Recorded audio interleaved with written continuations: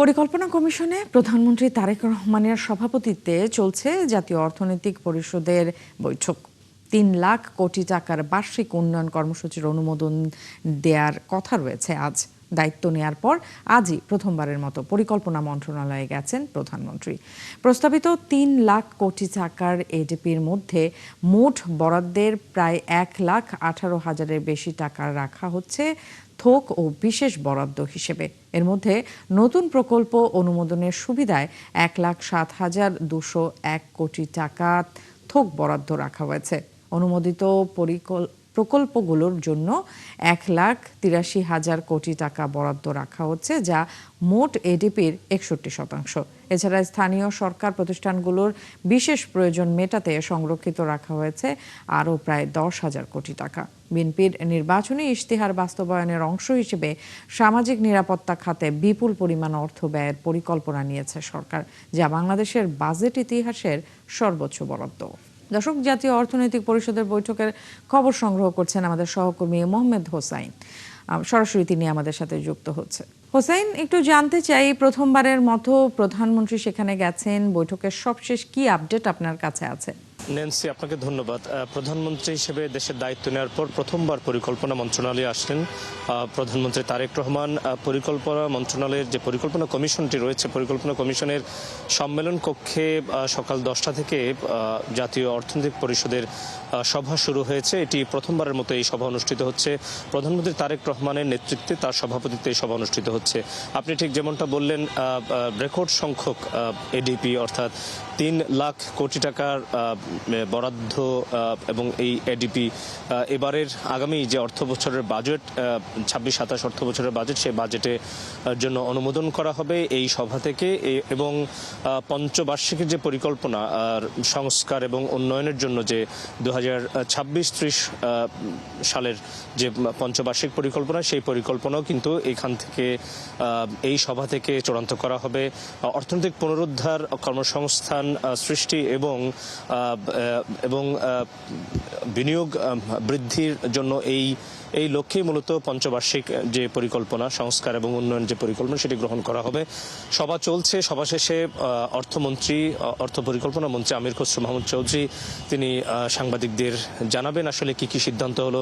আপনি যেমনটা বললেন, সর্বোচ্চ বা রেকর্ড সংখ্যক যে এডিপি ৩ লক্ষ কোটি টাকা, সেখান থেকে সরকারি তহবিল থেকে ১,৯০,০০০ কোটি টাকা সংস্থান করা হবে এবং বেসরকারি তহবিল বা বৈদেশিক ঋণ থেকে কিন্তু ১,১০,০০০ কোটি টাকা সংস্থাপন করা হবে এবং এই এডিপি থেকে পরিবহন খাতকে সর্বোচ্চ অগ্রাধিকার দেওয়া হচ্ছে। পরবর্তীতে রয়েছে শিক্ষা এবং স্বাস্থ্য। তো অর্থ পরিকল্পনা মন্ত্রী আমির খসরু মাহমুদ চৌধুরী সভা শেষে দুপুর ১টায় কথা বলার, সাংবাদিকদের ব্রিফ করবার কথা রয়েছে। তিনি ব্রিফ করলে নিশ্চয় আপনার মাধ্যমে জানাতে পারবো আসলে চূড়ান্ত কি সিদ্ধান্ত হলো বা কোন খাতে কি বরাদ্দের জন্য এই সভা অনুমোদন করলো। হোসেন, আপনাকে ধন্যবাদ। নিশ্চয়ই আপনার মাধ্যমে ব্রিফ করার পরে বিস্তারিত আমরা জানতে পারবো। দর্শক, আগারগাঁ থেকে জাতীয় অর্থনৈতিক পরিষদের বৈঠকের খবর আমাদেরকে জানাচ্ছিলেন মোহাম্মদ হোসেন। আগামী ১ জুলাই থেকে কার্যকর হচ্ছে নবম পে স্কেল। এ বিষয়ে নীতিগত সিদ্ধান্ত নিয়েছে সরকার। সরকারের উপর অতিরিক্ত আর্থিক চাপ ও মূল্যস্ফীতির ঝুঁকি বিবেচনায় নিয়ে নতুন এই পে স্কেল ৩ ধাপে বাস্তবায়ন করা হবে। পুরো পে স্কেল বাস্তবায়নে সরকারের অতিরিক্ত প্রায় ১,০৬,০০০ কোটি টাকার প্রয়োজন হবে। এ কারণে প্রথম ধাপে বর্ধিত মূল বেতনের ৫০% কার্যকর করা হবে। এর জন্য আগামী বাজেটে ৩০,০০০ কোটি টাকার বেশি বরাদ্দ রাখার প্রস্তুতি নেওয়া হয়েছে। গত সপ্তাহে টানা ২ দিনে মন্ত্রিপরিষদ বিভাগে বাজেট নিয়ে উচ্চ পর্যায়ের বৈঠকে এই সিদ্ধান্ত চূড়ান্ত হয়। এর আগে সাবেক অর্থ সচিব জাকির আহমেদ খানের নেতৃত্বে ২৩ সদস্যের বেতন কমিশন গত ২১ জানুয়ারি তৎকালীন প্রধান উপদেষ্টা ডক্টর মোহাম্মদ ইউনূসের কাছে চূড়ান্ত প্রতিবেদন জমা দেয়। ক্যাম্পাসের বাইরের শিক্ষককে ভিসি নিয়োগের প্রতিবাদে প্রধান ফটকে তালা দিয়ে ব্লকেট কর্মসূচি পালন করছে গাজীপুরে ঢাকা প্রকৌশল ও প্রযুক্তি বিশ্ববিদ্যালয় ডুয়েটের শিক্ষার্থীরা। সকাল 8টা থেকে তাদের এই কর্মসূচি শুরু হয়। 3 দফা দাবি আদায় না হওয়া পর্যন্ত এই কর্মসূচি চলবে বলে জানিয়েছেন শিক্ষার্থীরা। ডুয়েটের প্রধান গেট বন্ধ থাকায় কর্মকর্তা কর্মচারীরা ক্যাম্পাসের ভেতরে প্রবেশ করতে পারেনি। আন্দোলনের সময় অপ্রীতিকর ঘটনা এড়াতে সব ধরনের প্রস্তুতি নিয়েছে গাজীপুর মেট্রোপলিটন পুলিশ। এদিকে নিয়োগ দেওয়ার পরে অনলাইনে যোগদানের কথা জানিয়েছেন নতুন উপাচার্য অধ্যাপক ডক্টর মোহাম্মদ ইকবাল। আলোচনা করেই পরে সশরীরে কার্যালয়ে যাবেন বলে জানান তিনি। যে ডুয়েটের যে সকল শিক্ষক কর্মরত আছেন তাদের মধ্য থেকে ভিসি নিয়োগ দিতে হবে। তিনি বুয়েটের হতে পারেন, ডুয়েটের হতে পারেন, রুয়েটের হতে পারেন, ডট ম্যাটার, বাট অবশ্যই ডুয়েটে কর্মরত শিক্ষক হতে হবে। পরিকল্পিত হামলা চালানো হয়েছে, এটার সুষ্ঠু তদন্ত করে তাদেরকে আজীবনের জন্য ক্যাম্পাস থেকে বহিষ্কার করতে হবে। এখানে আমরা নিরাপত্তার জন্য আমাদের টিচারদের সাথে কথা বলেছি, যেন আমাদের নিরাপত্তা নিশ্চিত করে। সাধারণ শিক্ষার্থী যারা আছে হলে অবস্থান করছে, পাশাপাশি আন্দোলনের সাথে যারা জড়িত তাদের যেন নিরাপত্তা নিশ্চিত করে। তো আমি 14 তারিখে মন্ত্রণালয়ে জয়েন করেছি ডাইরেক্ট, এবং সেই অনুযায়ী 14 তারিখ থেকে আমি ভাইস চ্যান্সেলর হয়েছি। তবে আমি মিটিং করেছি আমি সবার সাথে অনলাইন, এবং আমরা ভবিষ্যতে আবার বসবো। এখানে আমরা তখনই ইন্টারফেয়ার করবো যখন কোনো ফৌজদারি অপরাধ ঘটবে। সকালবেলা কিছু সমস্যা হয়েছিল দুপক্ষের মধ্যে, আমরা সেটা ব্যবস্থা নিয়েছি। গাজীপুর ডুয়েট শিক্ষার্থীদের ব্লকেট কর্মসূচির সবশেষ পরিস্থিতি আমাদেরকে জানাবেন সহকর্মী জাহিদুল ইসলাম অনিক। অনেকে একটু জানতে চাই এখন ক্যাম্পাসের পরিস্থিতি আপনি কেমন দেখছেন, শিক্ষার্থীরা আসলে কি বলছে, তাদের দাবিটা এখন মূলত কি? আমি এই মুহূর্তে আছি গাজীপুরে ঢাকা প্রকৌশল ও প্রযুক্তি বিশ্ববিদ্যালয় ডুয়েটে। আপনারা জানিয়ে রাখি, আজ ঠিক সকাল 8টা থেকে এখানকার যারা আন্দোলনরত শিক্ষার্থীরা আছেন তারা কিন্তু সকাল 8টা থেকে ডুয়েট ব্লকের কর্মসূচি পালন করছেন। তারা এবার কিন্তু 3 দফা দাবি নিয়ে কিন্তু এই আন্দোলনে নেমেছেন। আমরা দেখেছি সকালবেলা প্রধান ফটকে তারা তালা ঝুলিয়ে এই আন্দোলন কর্মসূচি পালন করে যাচ্ছেন। এ সময় কর্মকর্তা এবং কর্মচারী যারা ছিলেন তারা কিন্তু বাইরে অবস্থান নিয়েছিলেন, ভিতরে প্রবেশ করতে পারেনি। এবং যারা আন্দোলনরত শিক্ষার্থীরা রয়েছেন তারা কিন্তু আমরা দেখেছি যে একাডেমি ভবন থেকে তারা একটি বিক্ষোভ মিছিল বের করে এখন কিন্তু ডুয়েটের যে প্রধান ফটক রয়েছে সেই প্রধান ফটকটিতে কিন্তু এসে তারা এখানে আন্দোলন করছেন। আমরা একজন সাধারণ শিক্ষার্থীর সাথে কথা বলবো। আপনাদের দাবি দাওয়াগুলো কি কি এবং কি করে? আপনারা দেখেছেন গত 4 দিন ধরে ডুয়েট শিক্ষার্থীরা একটা সুষ্ঠু আন্দোলন নিয়ে মাঠে ছিল, এবং গতকাল যে অনাকাঙ্ক্ষিত আক্রমণ ঘটে গেছে ডুয়েট শিক্ষার্থীদের উপর, সেটা আসলেই আমাদের কাছে বোধগম্য নয় যে ডুয়েটে এমন একটা অনাকাঙ্ক্ষিত ঘটনা ঘটবে। কারণ ডুয়েট বাংলাদেশের মধ্যে এমন একটা বিশ্ববিদ্যালয়, শান্তিপ্রিয় বিশ্ববিদ্যালয়, যেখানে পূর্বে কোনো সময় এমন ধরনের অনাকাঙ্ক্ষিত ঘটনা ঘটেনি। তো যে ভিসি নিয়োগ হয়েছে এই ভিসি নিয়োগ কিন্তু একটা গ্রহণযোগ্যতা পাবার মতো না। কারণ ইঞ্জিনিয়ারিং বিশ্ববিদ্যালয়ে একজন ভিসিকে নিয়োগ করা হয়েছে যিনি এসেছেন সাস থেকে আসুন, সেটা সমস্যা নেই। ডুয়েট শিক্ষার্থীদের মূল দাবি ছিল যে ডুয়েটিয়ান একজন ভিসি, মানে ডুয়েটে কর্মরত কোনো শিক্ষক হোক ভিসি, মানে সেই ডুয়েটিয়ান হইতে হবে এমন কোনো শর্ত নেই। তাকে বলা হয়েছে ডুয়েটে কর্মরত রয়েছে এমন একজন টিচার, অর্থাৎ সে কুয়েট যে কোনো জায়গায় হইতে পারে। কিন্তু যাকে নিয়োগ করা হয়েছে এনাকে নিয়ে মূলত ডুয়েট শিক্ষার্থীদের মূল সমস্যা, এবং ওনার নেতৃত্বে গতকাল কিন্তু বহিরাগতদের নিয়ে এসে যে আক্রমণ করা হয়েছে ডুয়েটিয়ানদের উপর, আপনারা দেশবাসী সকলে দেখছেন অসংখ্য ডুয়েটের শিক্ষার্থীরা আহত হয়েছে। তো এই পরিপ্রেক্ষিতে বর্তমান আমাদের ডুয়েট শিক্ষার্থীদের 3টি দাবি রয়েছে, সেগুলো আমি আপনাদের সামনে উত্থাপন করতেছি। যে ভিসি আমাদের ভাইদের রক্ত ঝরিয়েছে তাকে আমরা আর চাই না, অনতিবিলম্বে তার নিয়োগ বাতিল করতে হবে।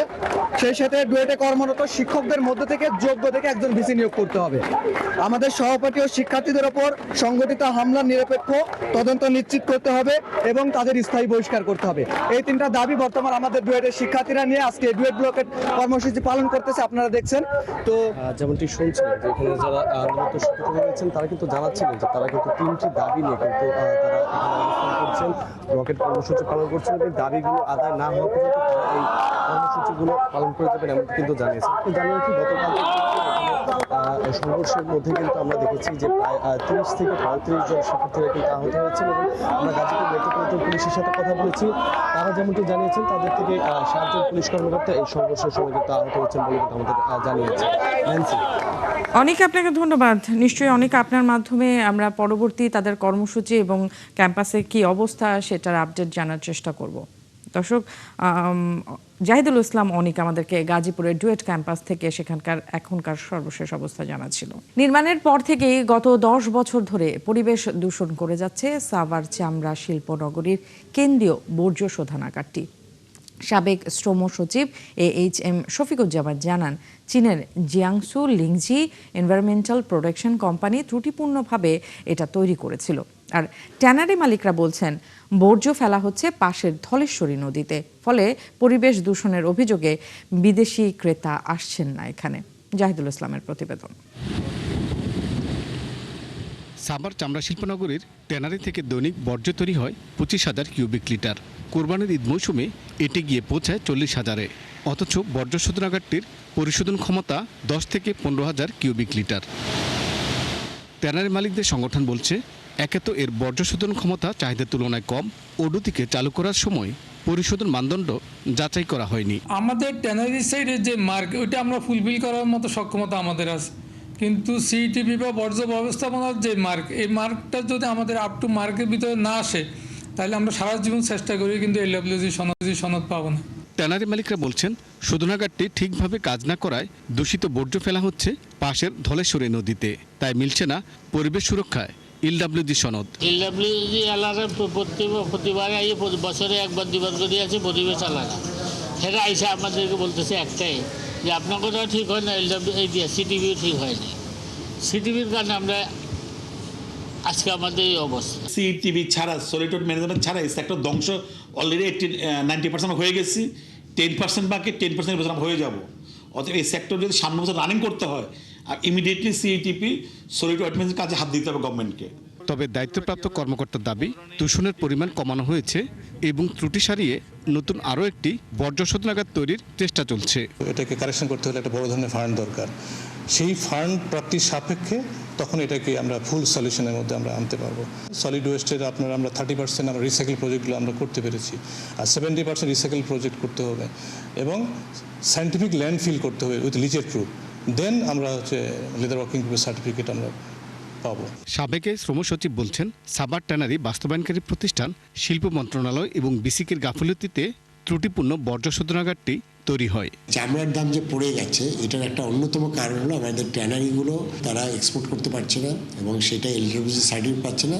এই দুর্ভাগ্য যেটা হয়েছে, এটা আমি বলবো যে টোটালি আমাদের যারা দায়িত্বে ছিল, বিশেষ করে শিল্প মন্ত্রণালয় এবং বিসি, এটা টোটালি রেসপন্সিবিলিটি তাদের। এবং আমি বিভিন্ন সময় দেখেছি, বিভিন্ন মন্ত্রীদের কাছে শুনেছি যে এই বছরই ঠিক হবে, এই বছরই ঠিক হয়ে যাবে। আমরা প্রতিশ্রুতি শুনেছি, একটা প্রতিশ্রুতি বাস্তবায়ন হয়নি। সাভারের হেমায়েতপুর চামড়া শিল্পনগরীতে সচল ট্যানারি আছে 140টি। জাহিদুল ইসলাম, 71, ঢাকা। কোরবানির ঈদে ট্যানারি থেকে চামড়ার ঠিকঠাক দাম পাওয়া নিয়ে সরকারি নজরদারির দাবি তুলেছেন চট্টগ্রামের চামড়া ব্যবসায়ীরা। এছাড়া চামড়া রপ্তানির আন্তর্জাতিক সনদ না পাওয়া এবং উৎপাদন খরচ বেড়ে যাওয়া সহ আরও বেশ কিছু সমস্যার কথা জানিয়েছেন ট্যানারি মালিকরা। ঈদের আগে যেসব সমস্যার সমাধান দরকার বলে মনে করেন তারা, সেসব সমস্যার সমাধান দরকার বলে তারা মনে করছেন। আরও জানাচ্ছেন রাজীব বড়ুয়া।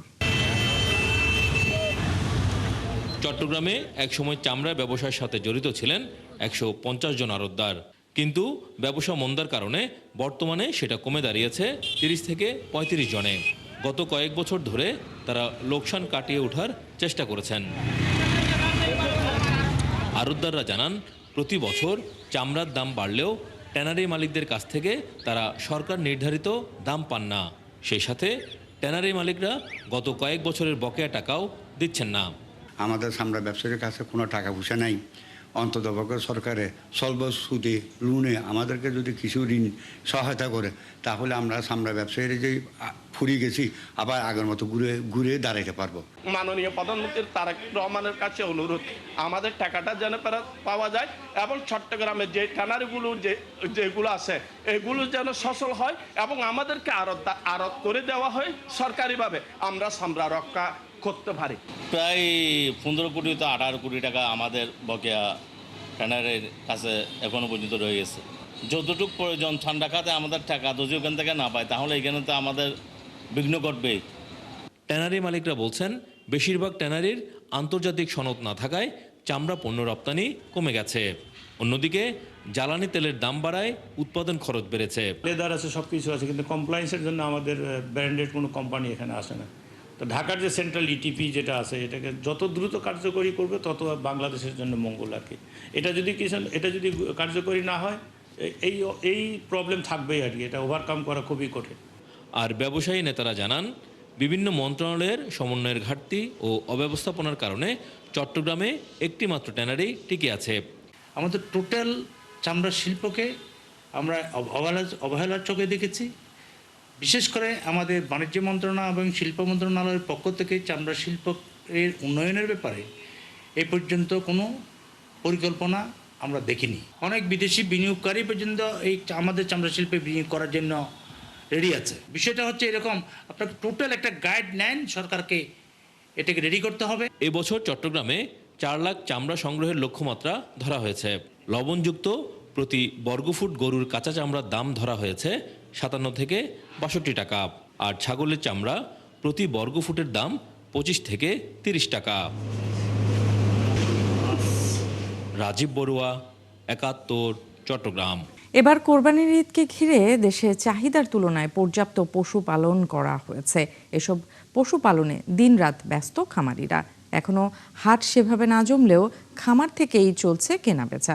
তবে পশুপালন খরচ বৃদ্ধির পাশাপাশি ভারতীয় গরু প্রবেশ ঠেকানো না গেলে লোকসানের শঙ্কায় আছেন খামারিরা। সহকর্মীদের তথ্য ছবিতে প্রতিবেদন। হবিগঞ্জে কোরবানির পশুর চাহিদা প্রায় 46,000, জেলায় প্রস্তুত 50,000-এর বেশি পশু। এবার হবিগঞ্জের কোরবানির হাট মাতাবে সুলতান, পুষ্পা সহ 25 থেকে 30 মণ ওজনের বেশ কয়েকটি বড় ষাঁড়। আমাদের খামারে যে সবচেয়ে বড় গরুটা তার ওজন 30 মণ। আমাদের কোরবানির লাগি আমরা 90টা গরু বর্তমানে রেডি করা আছে। তো লাভ লোকসান তো আছেই, ঠিক আছে। তো বর্তমান বাজার মূল্য এমন যে লাভ থাকে না। প্রাণী সম্পদ কর্মকর্তা জানিয়েছেন, সীমান্ত দিয়ে গরু প্রবেশ ঠেকাতে জেলা প্রশাসন ও আইন শৃঙ্খলা বাহিনীর যৌথ উদ্যোগ নিয়েছে। সবচেয়ে বেশি রিস্ক এলাকা চুনারঘাটে একটা অস্থায়ী হাট বসত, সীমান্ত হাট নামে পরিচিত, কিন্তু এই বছর আমি খোঁজ নিয়ে দেখলাম যে হাটটা বসবে না। এই জন্য আমাদের এই কুরবানি উপলক্ষে সম্ভবত ভারত থেকে গরু আসার সম্ভাবনা খুবই কম। এবছর মাগুরায় 76,973টি পশু কোরবানির জন্য প্রস্তুত রয়েছে। খামারগুলোতে শাহিওয়াল, পাকিস্তানি ও দেশি জাতের ছোট বড় গরু মোটা তাজা করা হয়েছে। এবছর আমাদের 100 মতো গরু ছিল, তার মধ্যে 20টা গরু অলরেডি ডেলিভারি দেওয়া হয়ে গেছে। সেই 3টার ওজন হবে 3000 কেজি প্লাস। 3টা আনুমানিক দাম চাচ্ছি 30 লাখ টাকা। জেলা প্রাণী সম্পদ বিভাগ জানিয়েছে, তারা খামারিদের সবসময় পরামর্শ দিয়েছে। মাগুরা জেলাতে কুরবানিযোগ্য গবাদি প্রাণীর চাহিদা আছে 62,508টি। এখানে প্রাপ্যতা আছে 76,974টি। প্রায় 14,000 গবাদি প্রাণী উদ্বৃত্ত থাকবে। নরসিংদীতে সম্পূর্ণ প্রাকৃতিক খাবার ও দেশীয় পদ্ধতিতে পশু লালন পালন করেছেন বলে জানিয়েছেন খামারিরা। কাঁচা ঘাস দিয়ে আশু সময় দানাদার খাবার দিয়ে আমরা লালন পালন করে থাকি।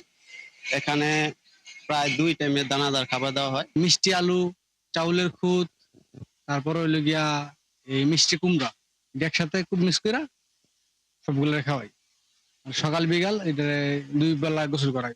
পর্যন্ত যেগুলি সেল হয়েছে আলহামদুলিল্লাহ আমরা যথেষ্ট কাস্টমারের সাড়া পাচ্ছি। জেলা প্রাণী সম্পদ বিভাগ জানিয়েছে, খামারিদের দেশীয় পদ্ধতিতে পশু পালনে বিভিন্ন প্রশিক্ষণ দেওয়া হয়েছে। নরসিংদী জেলা প্রাণী সম্পদ বিভাগের পক্ষ থেকে খামারিদের জন্য যতটুকু করণীয় থাকবে আমাদের পক্ষ থেকে করার কোনো কমতি থাকবে না ইনশাআল্লাহ। খামারিরাও আমি আশা করি তারা লাভবান হবে ইনশাআল্লাহ ঈদের মধ্যে কোরবানিগুলো দিয়ে পশুগুলো। নরসিংদীতে 78,645টি কোরবানির পশুর চাহিদার বিপরীতে প্রস্তুত রয়েছে 85,905টি কোরবানিযোগ্য পশু। আল ইমরান, 71। হাম এবং উপসর্গে সারা দেশে গেল 24 ঘন্টায় আরও 6 জনের মৃত্যু হয়েছে। নতুন করে শনাক্ত হয়েছে 1,557 জন রোগী। দর্শক, হাম পরিস্থিতির সবশেষ খবর জানতে আমরা বরগুনা যেতে চাই। সেখানে আছেন আমাদের সহকর্মী সাগর আকুন।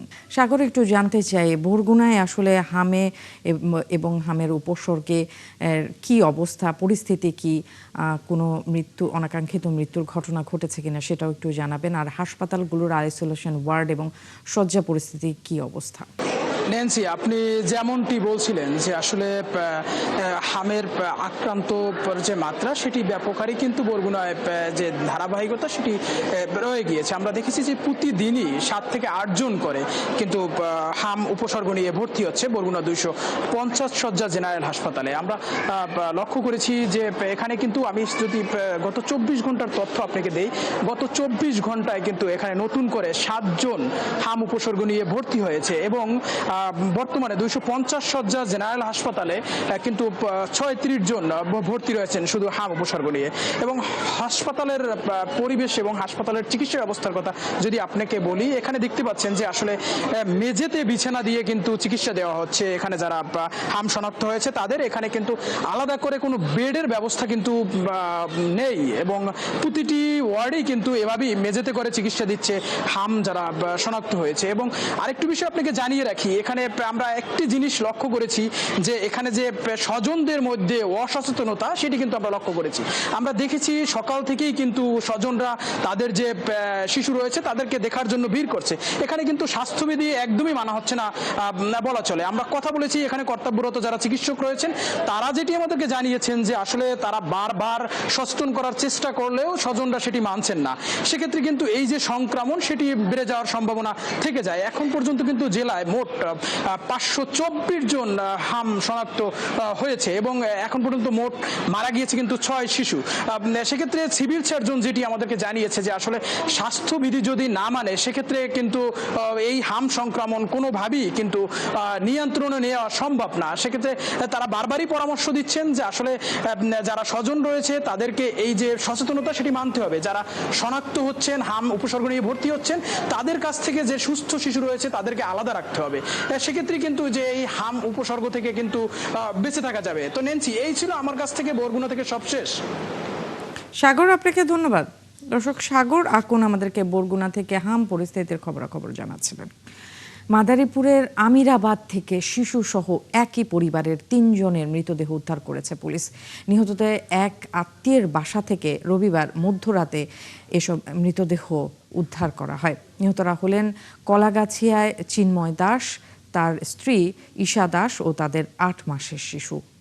র্যাব 8-এর কমান্ডার মীর মনির হোসেন জানান, আমিরাবাদের যে বাসা থেকে 3 জনের মৃতদেহ পাওয়া গেছে সেখানে মিষ্টি বারোই নামে তাদের আত্মীয়া ভাড়া থাকতেন। তার স্বামী ইতালি প্রবাসী। রবিবার বিকেলে তার বাড়িতে চিন্ময় দাসের পরিবার বেড়াতে যান। পরে মধ্যরাতে মিষ্টি বারোয়ের খবর পেয়ে পুলিশ দরজা ভেঙে মৃতদেহ উদ্ধার করে। প্রাথমিকভাবে মিষ্টিকে সন্দেহ করছে পুলিশ। ময়নাতদন্তের জন্য মরদেহ হাসপাতালের মর্গে পাঠানো হয়েছে। এটা হত্যা নাকি আত্মহত্যা তা নিশ্চিতে তদন্ত চলছে। দর্শক, চলছে সংবাদ সংযোগ, সরাসরি সংবাদ অনুষ্ঠান দেখতে চোখ রাখুন ৭১-এর ফেসবুক পেজে এবং সাবস্ক্রাইব করুন ৭১ ইউটিউব চ্যানেলে। থাকুন ৭১-এর সাথেই।